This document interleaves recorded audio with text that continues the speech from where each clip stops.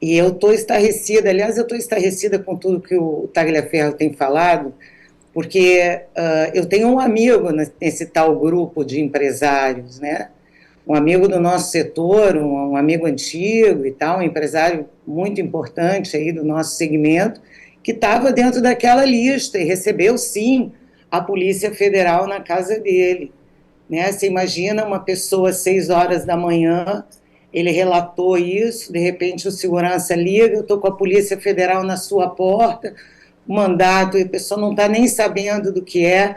No caso dele, era um joinha que ele tinha dado no grupo, né, de WhatsApp. Então, quando você vê que nós chegamos nesse nível de arbitrariedade, a gente percebe, né, que muitos empresários ainda, Pitoli, ainda estão sem entender o que está acontecendo, né? Porque não tem a dimensão do tamanho da ruptura que nós estamos fazendo com a tal democracia. É muito grave, né? Você imagina você estar num grupo de amigos no WhatsApp, você mandar um joinha e receber a Polícia Federal na tua casa numa cidade pequena, que é o caso dessa pessoa. Então, quer dizer, quando a gente ouve tudo o que aconteceu lá, estarrecido é pouco. Esse moço, né, que também foi dito que nós, de coração, o perdoamos, eu acho que sim, né, porque quantas pessoas não estão hoje dentro desses processos, nesses tribunais aí, também achacados como ele, sendo obrigados a cumprir ordens que nem sempre são morais e muito menos legais. Então, realmente, eu acho que o Brasil precisa começar a entender, e principalmente a classe empresarial, que isso é realmente muito grave. Né? Eu acho que é isso. Bom, deixa eu contextualizar vocês um pouco sobre por que eu fiz aquele vídeo. Né? Vocês sabem que os Estados Unidos fez uma coisa chamada Seção 301 contra o Brasil. E isso vai em setor por setor, sabe, Pinóquio, para ver onde é que tem concorrência desleal, onde é que os Estados Unidos estão perdendo mercado para o Brasil, enfim.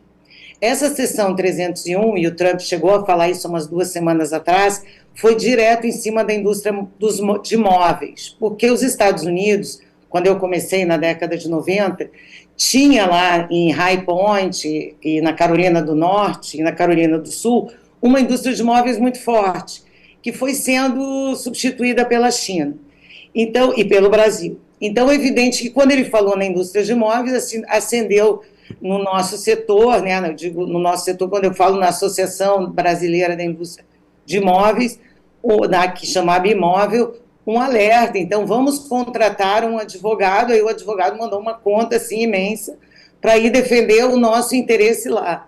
E eu sei, como você sabe, como qualquer pessoa que está minimamente informada sabe, o nosso governo não tem interlocução nenhuma com o governo americano, nenhuma, zero. Então eu falei desde os senadores, o que esses senadores estão indo fazer lá? Não vão ser recebidos por ninguém, e não foram. E aí o presidente do CNI, o Roberto Alban, ele resolveu dizer que ele ia, sim, levar uma missão brasileira lá para Washington, para presidente do CNI, porque ele acreditava que o Trump estava mal informado em relação ao Brasil. Primeiro, Pitoli, como é que ele pode imaginar, ou qualquer empresário com mínimo de discernimento, que o presidente dos Estados Unidos possa estar, de alguma forma, mal informado a respeito de qualquer coisa? Primeira pergunta. Então, já é uma coisa, uma falácia, né? Eu joguei para a plateia, eu vou lá dizer que o Trump está equivocado. Isso não existe, né? O Trump nunca vai estar equivocado. E tanto que eu acertei nisso, que eu falei que não adiantava nada os nossos ricos empresários irem lá acompanhado da AmCham, né, que é a Associação Americana de Comércio e tal, mais o Mauro Vieira, mais o seu Alban, que não adiantava nada fazer lobby em Brasília, porque o lugar onde os empresários têm que fazer lobby nesse momento, Pitoli, é no Congresso Nacional. Não adianta eles ficarem juntando advogados caríssimos para ficarem defendendo o Brasil lá nos Estados Unidos, fazendo um lobby impossível, porque o que, na verdade, os empresários devem fazer é justamente ligar para os seus deputados ligar para os seus senadores e dizer: sim, eu estou vendo que estão acontecendo absurdos no Brasil, admitir finalmente a classe empresarial que o Trump está assim, certo, estamos prestes a virar uma Venezuela, estamos prestes a fazer que o Brasil, de uma certa forma, se inviabilize economicamente. E é isso que eu disse nesse vídeo, e eu acho que foi por isso que chamou tanta atenção da classe empresarial ontem, rodou lá nos grupos de empresários, porque essa é uma crítica, e é uma crítica que eu já tenho feito há bastante tempo. Eu espero que todos os empresários que estejam me ouvindo agora entendam que o momento é de pressão lá em Brasília, porque se a gente não acabar com esse julgamento absurdo, se não soltar esses inocentes, e quando eu falo inocentes, gente, eu estou falando de gente inocente, aí como o Felipe Martins, como o Daniel Silveira, como a Débora, e como o presidente Bolsonaro, sim, que está praticamente refém desse sistema, numa acusação sem pé nem cabeça e num julgamento midiático completamente abusivo, pior do que eu acho aconteceria em ditaduras mais fechadas como a Rússia, por exemplo. Então, isso que está acontecendo no Brasil é sem precedentes no Brasil, é quase sem precedentes no mundo, e a classe empresarial achando que está tudo certo. O Alckmin hoje disse que não, que ele vai conversar com não sei quem. Oi, o Alckmin, gente, é aquele que fez a foto aquela, do lado daquele monte de gente que já morreu. Pois é, que defende o Irã, que defende o Hezbollah, que sentou do lado do cara. Qual a chance do Alckmin? Né, Jamil? Qual é a chance do Alckmin? Zero. Nunca vai ser recebido. E eu acho que é por isso que o vídeo ficou assim, tão viralizado, porque ele, na verdade, é um alerta. Porque a gente, se não entender a realidade como ela é, vai ser mais difícil da gente lutar para passar por esse momento difícil que o Brasil está vivendo. Mas eu tinha a plena convicção que esses empresários iriam acordar. Quando eu tenho a notícia que eles foram tentar fazer lobby nos Estados Unidos, tentar conversar com autoridades americanas, eu pensei, falei, não é possível, será que esses caras não entenderam ainda o que está acontecendo? Não caiu a ficha para esse pessoal ainda, que tem vários navios de guerra, porta-aviões, submarino nuclear no Mar do Caribe, que o Trump está com as rédeas da situação no mundo, nas negociações. Esse pessoal não entendeu ainda a gravidade do assunto, Tatiana? Por incrível que pareça, Burgos, não entendeu. E eu estou te falando isso porque eu circulo nos meios empresariais e eles acham essa conversinha aí da Faria Lima. Vamos entender, né? Na última semana, a Faria Lima teve seu véu rasgado, né? De onde vem o grande dinheiro que está circulando na nossa economia? A gente já sabe uma grande parte do narcotráfico. A gente já sabe também, por exemplo, que o narcotráfico domina 26% da população. Não é pouco, né? 26%. E aí os bancos fechados, né? Porque, assim, esses bancos, esses 5 bancos que nós temos no Brasil, no tamanho continental do Brasil, 5 bancos, são eles que nos levaram para essa situação, são eles que sustentam esse governo e continuam sustentando, apesar de estarem levando uma magnífica na cabeça. E é um negócio que não faz sentido, né? Os bancos nunca ganham tanto dinheiro quanto nos governos de esquerda, gente. Nos governos de esquerda, alguns milionários brasileiros ficam mais ricos e os médios empresários ficam sempre mais pobres. É fácil da gente ver isso. Quando o Paulo Guedes abriu as fintechs, ele incluiu no setor financeiro quase 10 milhões de brasileiros que estavam fora do sistema, só porque ele abriu a competição. E é por isso que todo mundo odeia ele. Diz que nem fotografia dele tem no Ministério da Economia. Porque, claro, né, no Ministério de Economia, de um monte de incompetentes, tem um competente, eles tiram a foto. É sobre isso, né, que nós estamos falando. E os empresários, por incrível que pareça, ainda mantêm esse sistema vivo. Acreditam ainda, né, em discursos aí globalistas no mundo afora. São muitos deles sustentados por esses globalistas, né? Toda a mídia, por exemplo, é sustentada pelos globalistas. Né? As grandes empresas brasileiras, as 10 maiores empresas do Brasil, 5 são bancos, cara. Das 10 maiores empresas da Europa, nenhuma é banco. Das 10 maiores empresas dos Estados Unidos, nenhuma é banco. Nas 10 empresas maiores do mundo, nenhuma é banco. No Brasil, das 10 maiores empresas do Brasil, 5 são bancos. Está certo isso? Claro que não. É um brasileiro endividado e é um banqueiro milionário. E é um governo que gasta mais que arrecada, que é o ideal para todo banqueiro que quer emprestar dinheiro para esse governo, para subir a taxa de juros. E é por isso que eles derrubaram o Bolsonaro, simples assim. Eu sei que essa é uma visão meio simplista, mas basicamente é isso. Esses que mandam no Brasil, que mantêm esses governos aí, a esquerda e um centrão grande aí, que é tudo dentro desse mesmo projeto, eles só têm um projeto, que é o projeto único, é empobrecer o Brasil.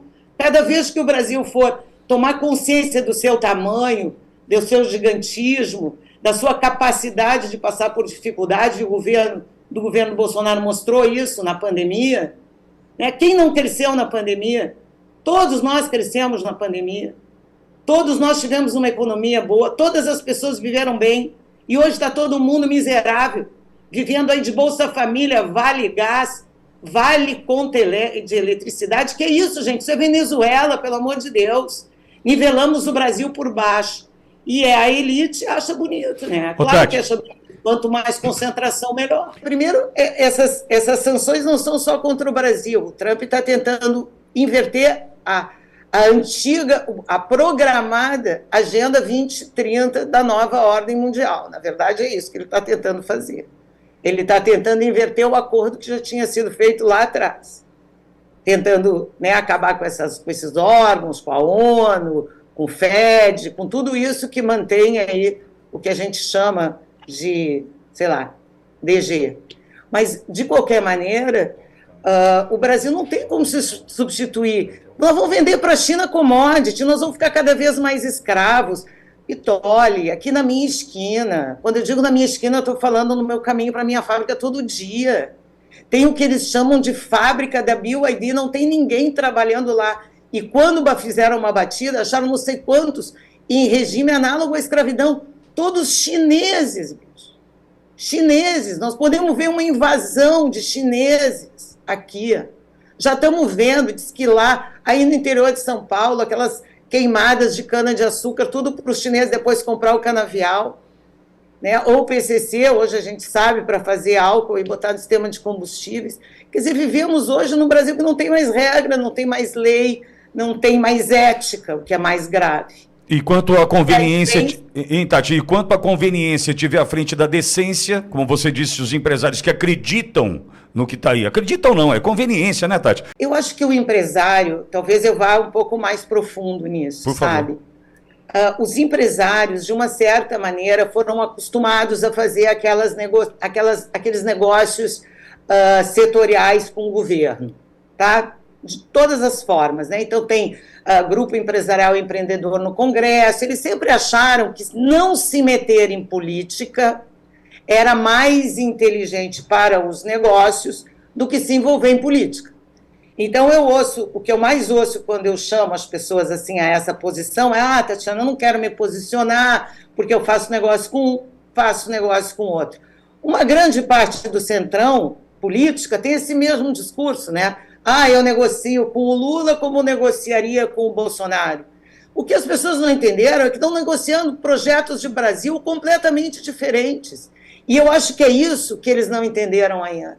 Eles não entenderam que o projeto de Brasil que vai nos trazer a prosperidade não é negociar com isso que aí está, é romper com isso que aí está.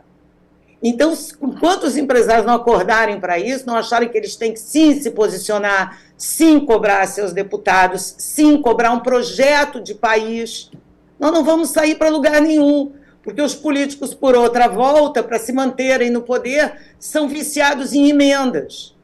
E aí não vai dar certo nunca, esse negócio não vai conseguir andar.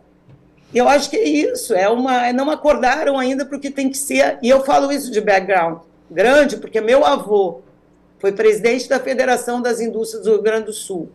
O meu pai foi presidente da da Federação das Indústrias do Rio Grande do Sul. Então, assim, eu sei como é que funciona a política empresarial. E a nossa política empresarial, nos últimos 20 anos, foi um lixo que não conseguiu trazer para o Brasil uma proposta de Brasil. E aí, quando o Bolsonaro chegou, caíram na conversinha da imprensa. e não enxergaram, como a gente fala em inglês, a big picture do que estava acontecendo. O que estava acontecendo com Bolsonaro era mais Brasil e menos Brasília. E é isso que o Brasil precisa para ir para frente. Então não adianta, Vitória. Eu fico até triste de dizer que nós temos uma classe empresarial tão inútil como a que nós temos no Brasil nesse momento. E eu sei que eles não gostam de mim quando eu falo isso nas reuniões, mas é a verdade. É a verdade.